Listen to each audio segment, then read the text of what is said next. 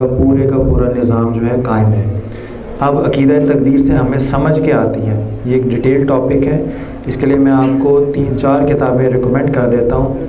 एक तो बड़ी अच्छी जो किताब है वो अज्ज़ाए ईमान, उसमें अकीदा तकदीर की पूरी डेफिनेशन है। एक तो वो आप पढ़ लीजिए, ये ताहिरुल कादरी की लिखी हुई है। दूसरी अकीदा तकदीर पे बड़ी अच्छी किताब है, वो मौलाना मदूदी की लिखी हुई है, मसला खल्क़ शर के नाम से ग़ालिबन है। अब उसका एग्जैक्ट छोटा सा पॉफलेट है मौलाना मदूदी का। और तफसीर मारिफुल कुरान,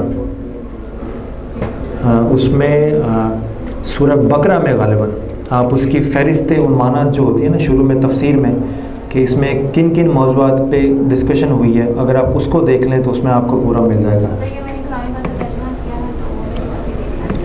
वो नहीं, वो तर्जमे में तो आयात पूरे कुरान में बिखरी होंगी ना, उसको जमा करके फिर एक कंक्लूजन के तौर पे पूरा अकीदा डिफ़ाइन कर देना, तो वो एक थोड़ा सा डिफ़िकल्ट। अगर आप किसी वक्त, अगर आपका टाइम इजाज़त दे तो किसी और वक्त सिर्फ इसी मौजू पे डिस्कशन रख लीजिएगा। मैं आपको कुरान पाक की आयात से पूरा 1 बाय 1, क्योंकि जब ईसाई मिशनरियों से हमारी मुलाकात होती थी तो सबसे ज़्यादा एतराज़ इस अकीदे पे होता था। तो फिर उनको मुतमईन करने, आपको मुतमईन करना तो आसान है क्योंकि आप मुसलमान तो है ना, मगर वो तो बिल्कुल मुसलमान ही थे। Thank you sir. छोटा सा एक सवाल है कि बदकिस्मती से हमारी तारीख़ इस्लाम जो है वो अकायद के बजाय अकायद पे लिखी गई है। अकायद की बजाय अकायद के बजाय अकायद, ठीक है। अब नौजवान लोग जो हमारे देश बसते हैं, ये अगर आलम में इस्लाम के बारे में जानना चाहते हैं कि किसी भी स्कूल ऑफ थॉट से हट के अकायद पर मुनसर हो, वो कौन सी किताबें आपकी नज़र से गुजर के ये पढ़ें या हम पढ़ें तो हमें कुछ बेहतर तस्वीर नज़र आए?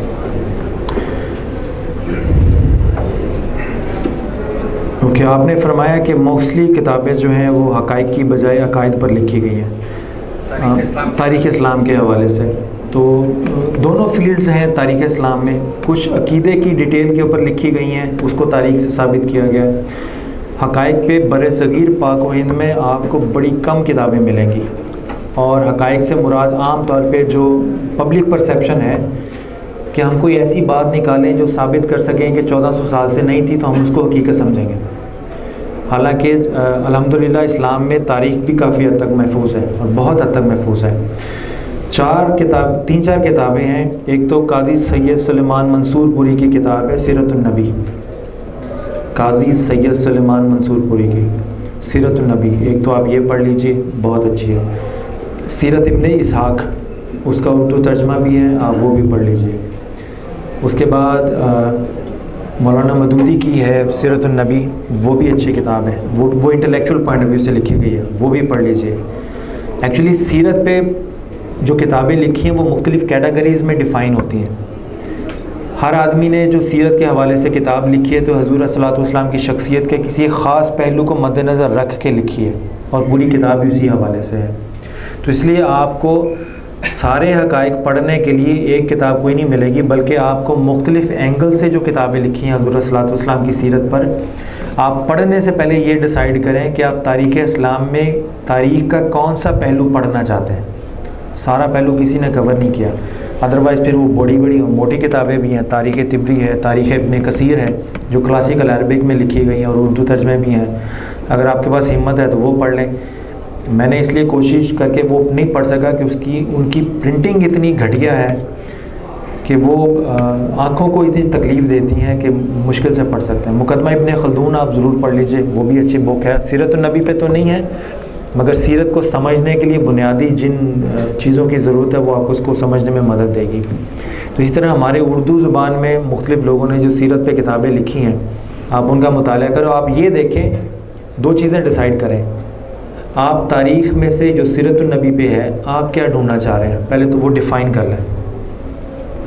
उस डिफ़ाइन करने के बाद, डिसाइड करने के बाद कि आप क्या पढ़ना चाह रहे हैं, फिर आप शेल्फ़ पे देखें। तो अपनी ज़रूरत को पहले डिफ़ाइन करें और फिर तलाश करें, तो आपको अपनी ज़रूरत को पूरा करने के लिए कोई ना कोई किताब मिल जाएगी। बाज़ औक़ात ऐसा होता है कि उस मौज़ू पे कोई किताब नहीं होती, बल्कि बाज़ किताबों के अंदर कोई एक ख़ास चैप्टर होता है जो आपकी उस इल्मी तशनीगी को पूरा कर देता है। तो आपको अपनी ज़रूरत के लिए तलाश करना पड़ेगा। लिखी लिखाई सारी ज़रूरतें पूरी करने वाली कोई किताब नहीं मिलेगी आपको।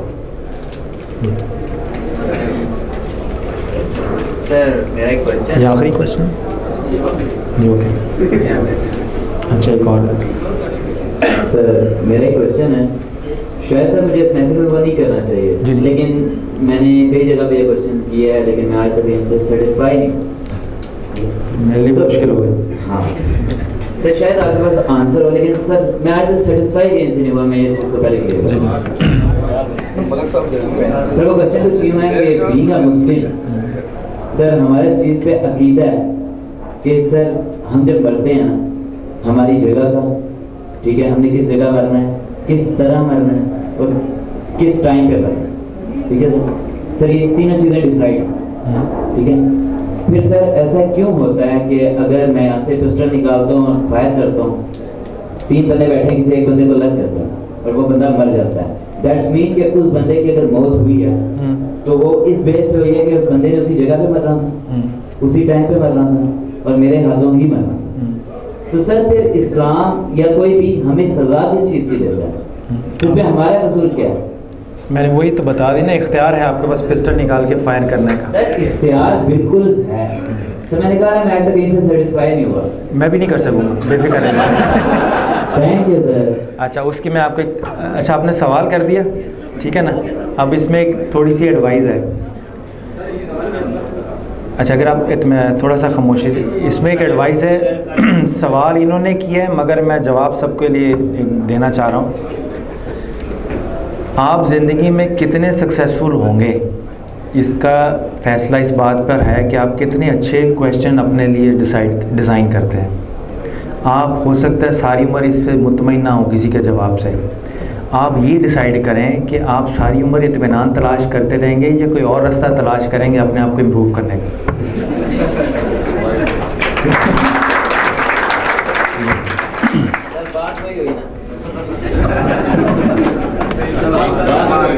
अच्छा, एक सवाल आप कह रहे थे फाइनल।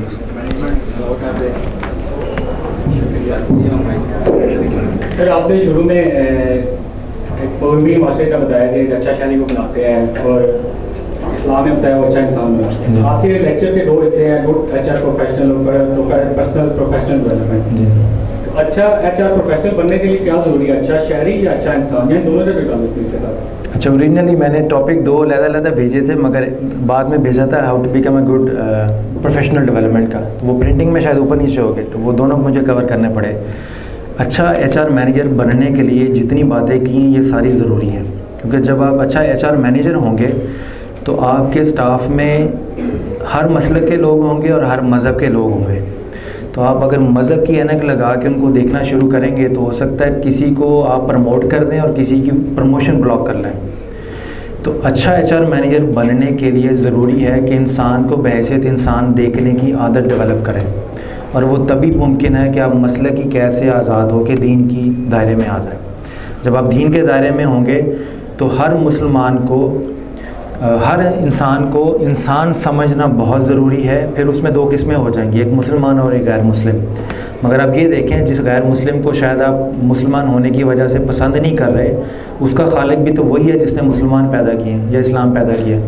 तो अगर उसको नॉन मुस्लिम पैदा करके उसकी बर्दाश्त है, तो आपको मुसलमान पैदा किया तो आप शुक्र करें। आप उस शुक्र का नाफरमानी इस तरह से ना करें कि जो नॉन मुस्लिम पैदा हुआ है उस आप अपने एक सेंस ऑफ सुपीरियोरिटी में ऐड हो जाएं और उसको सेंस ऑफ इन्फीरियोरिटी में ऐड कर दें। तो बेहतरीन तरीका ये है इस्लाम को प्रैक्टिस करने का कि आप दूसरों के दुख दर्द में शामिल हों। और हदीस है मिशकात शरीफ की कि रोज़े क़यामत अल्लाह ताला एक आदमी से पूछेगा कि मैं प्यासा था, तुमने मुझे पानी नहीं पिलाया, मैं भूखा था, तुमने मुझे खाना नहीं खिलाया, मैं बीमार था, तुम मेरी अयादत को नहीं आए। तो वो आदमी हैरान होकर पूछेगा कि या अल्लाह, आप इन सारी हाजतों से आज़ाद हैं, तो ये कैसे मुमकिन है?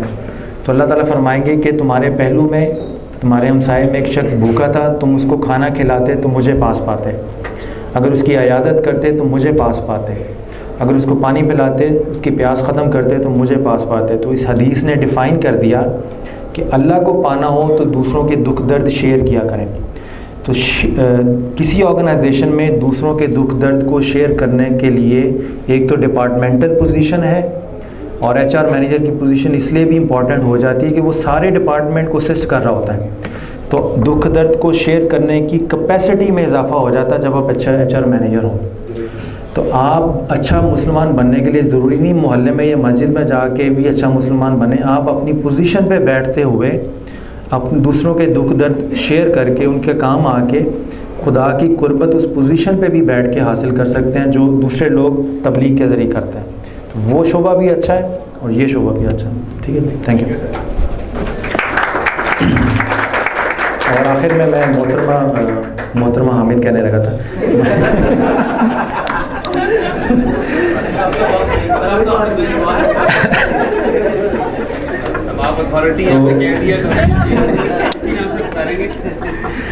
तो मोहतरम हामिद अब्बासी साहब और सईदा फ़ातिमा तैयबा का शुक्रगुज़ार हूँ जिन्होंने आपको इस अज़ियत में मुब्तला करने के लिए मेरा इंतखाब किया।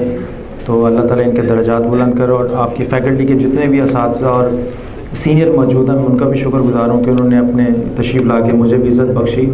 मेरा फेडरल यूनिवर्सिटी में पहला मौका है अंदर आने का। तो दूर से तो लगता था शायद लोड शेडिंग हो रही होगी, बट अल्हम्दुलिल्लाह अंदर आके ये है कि हालात काफ़ी बेहतर हैं। तो आप सब स्टूडेंट्स का बहुत बहुत शुक्रिया। जो बातें आपको अच्छी लगी हैं उन पर अमल करें, जो अच्छी नहीं लगी वो किसी और को दे दें, शायद उसके काम आ जाएं, और जो समझ नहीं आई उन पर गौर करें। बहुत बहुत शुक्रिया।